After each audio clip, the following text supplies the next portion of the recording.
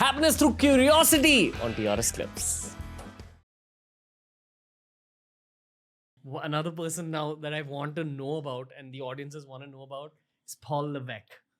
Oh, H, the boss. Like I said, speaking on what we talked about earlier with him, putting my health first and foremost, he's unbelievable. He cares. He's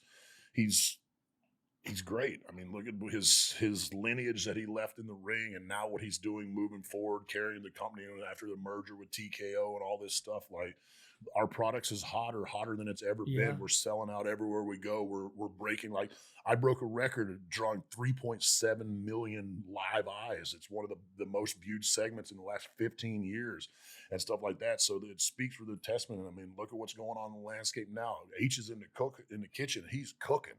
I mean, with CM Punk coming back and all the controversy behind that, everything else going on, like, the man's a genius, and it just continues, like I said, to push forward that envelope of always adapting and being in that entertainment space. Because when you talk entertainment, who does it better than us? Is he the new Vince McMahon? There's no new Vince McMahon. He's Triple H. He's Paul Levesque. He's his own person. But what's common between the two and what's different between their love and passion for this business? That's the biggest thing that I see the common between them. And then everybody's, they have different flavors. I tell everybody, like, wrestling is like ice cream. It's figuring out what flavor you like. What flavor do you like? Chocolate. In wrestling terms.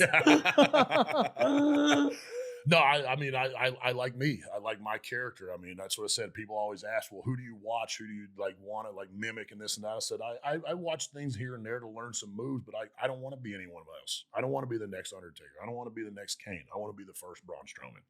You are the first Braun Strowman. I'll be transparent with you about something. I feel like through one's 20s, they kind of get caught up with life. It happens to people all over the world because you're trying to figure out your life, etc. Yeah. So many guys my age got out of a bunch of their childhood passions. For me, it was a lot of sports. It was sports entertainment as well. And I've started getting back into wrestling again. So a lot of the guys my age are very pumped about CM Punk's return. What's the environment in the dressing room like? I don't know. So I haven't been there to see any of it yet. I mean, at the end of the day, I'm all about business. And if he's drawing eyes and he's selling tickets, that's great. Because if the company's doing great, we're all doing great. I've heard mixed reviews on him and certain things like that, but I'm a person that judges a character by how I'm treated by him. So I'll see when I meet him, and he can get these hands just like anybody else. Okay. What have you heard about CM Punk in the dressing room over the years? Just there's been certain things that you read the dirt sheets and this and that, so I don't know what's true about it, that he's hard to be around and yada, yada, yada. Like I said, I don't know. I've never personally met the guy. I'm honestly looking forward to meeting him.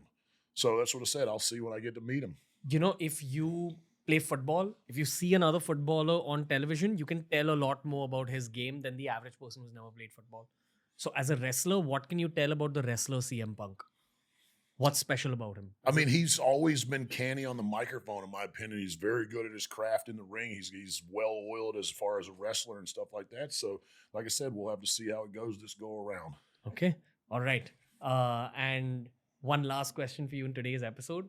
What do you think of the great Khali? He's gigantic. One of the largest human beings that I've ever seen. When I've only been had the opportunity to be in the ring with him once, and it was at the Greatest Royal Rumble, and he hit me with that big chop in the head and just about knocked me loopy, but not loopy enough to pick his giant butt up and dump him over the top rope like I did with the other 49 guys in that match. What's it like competing in a Royal Rumble? Just generally. It's chaotic.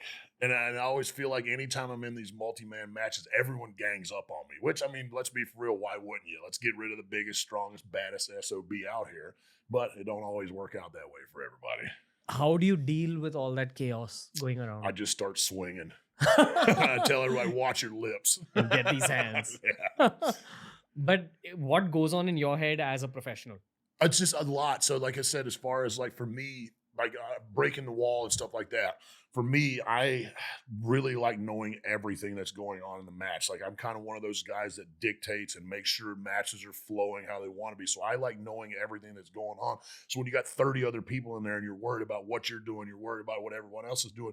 Because at the end of the day, I'm so ring aware of what's going on. One, because I'm looking out for my health. I'm looking out for other people's health, because when you got 30 guys in the ring and just chaos and there's fist and feet and everything flying everywhere, things happen.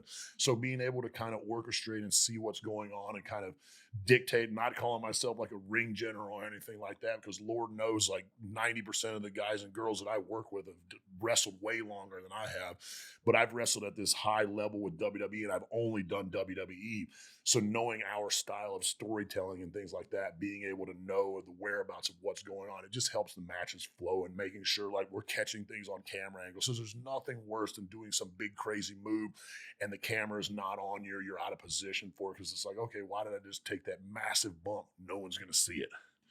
What does it take as a professional wrestler to become a world champion? In terms of, I'm actually asking Adam this. I know this is a very long question that I've asked you, as in the answer might be a little long, but I'd just love to hear it from your perspective. For being a champion in WWE, it's so, like I said, what I talk about, the wrestling is honestly like the smallest part of what we do. Being a champion in WWE is the greatest prestige that you can have, because that means the company, you're representing the company, you're carrying the company. So being able to sit down and have these interviews, going around doing your media stuff, not sleeping and going straight into business meetings, going and meeting sponsors, going and doing podcasts, doing interviews, children's hospitals, everything that comes along with it, and then still going out there and being able to perform and engage and get the emotions out of the fans, make them believe and feel and all that stuff. There's so many moving parts that it takes to be that champion. The biggest challenge is doing all of this together and then balancing out, like just whoever you are on the inside as well. Yep.